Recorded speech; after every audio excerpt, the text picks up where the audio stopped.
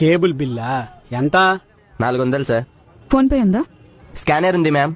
అదే మీ ఆవిడ సంపాదిస్తుంటారు, మీరు వంట చేసి పెడుతుంటారు, అంతేగా? డబ్బులు కావాలా క్లారిటీ కావాలా? డబ్బులే కావాలి. మా ఇంట్లో సంపాదించేది ఆయన, వంట చేసేది నేను.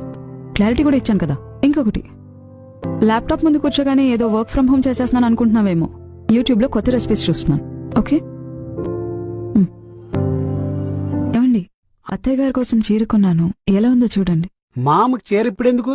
మా అమ్మ ఇప్పుడు ఒక మాట అనేది, నేను సంపాదించిన ఫస్ట్ శాలరీతో తనకి చీర కొనివ్వాలని. ఇవ్వగలిగినా తీసుకోవడానికి తను లేదు. నాకు అమ్మైనా అత్తైనా ఆవిడే. ప్రేమతో కొన్నావు కదా, బానే ఉంటుంది. ఆయన మా ఇంటికి వచ్చి రామొగుడి మీద అరుస్తావేంటి నువ్వు? నీలా నాకు నీ మీద హక్కులున్నాయి. నేను చెప్పినట్టు నువ్వు వినాలి. అలా అయితే మా అమ్మ కూడా వాళ్ళ కనవాళ్ళు చెప్పినట్టు చేయాలి కదా. నువ్వెందుకు దాన్ని కంట్రోల్ చేస్తున్నావు? నీకు నచ్చినట్టు మీ ఆవిడ ఉంటున్నప్పుడు మా ఆయనకి నచ్చినట్టు నేనుంటే తప్పేంటి? మీరెప్పుడైనా మీ అబ్బాయిని నువ్వేం అవ్వాలనుకుంటున్నావురా అని అడిగారా? బలవంతంగా చేప నీళ్ళ మీద పడేసేయమంటే ఏమెత్తుంది మావయ్య? ఆయన కూడా అంతే. పాపం మావయ్య, ఆయనకి ఇష్టం లేని పని చేయలేక, అది మీతో చెప్పలేక సతమతం అయిపోతున్నారు. పిల్లల ఇష్టాల్ని తెలుసుకోపోయినా పర్లేదు, కానీ మీ ఇష్టాల్ని పిల్లల మీద రుద్దదు మావయ్య.